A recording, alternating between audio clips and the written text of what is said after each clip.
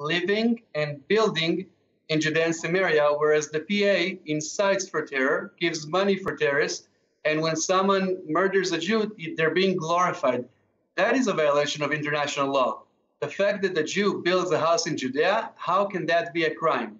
Now, the fact that there are countries who argue that, that's fine, but that's not international law. That is a political opinion. They're allowed to have a wrong political opinion, but it doesn't make it international law. Actually, according to international law, there is no restrictions of Jews living in Judea and Samaria. You mentioned the Oslo Accords, which is the most binding right now because that's the agreement between the PA and Israel. There's no restriction. According to the Fourth Geneva Convention, there's no restriction.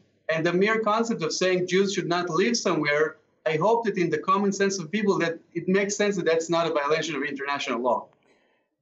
Okay, you're joined by Dr. Nikolai Dugunnison. Thank you very much for your time.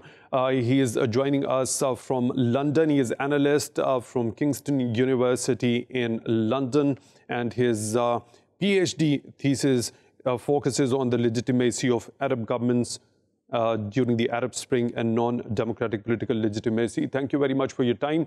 So we have seen a statement by Israeli Prime Minister Benjamin Netanyahu saying that the new government should extend and take over the territories which are Palestinian territories and which is considered illegal internationally, which has been slammed by not only the Muslim world, but also by the EU, the UK, and the UN as well.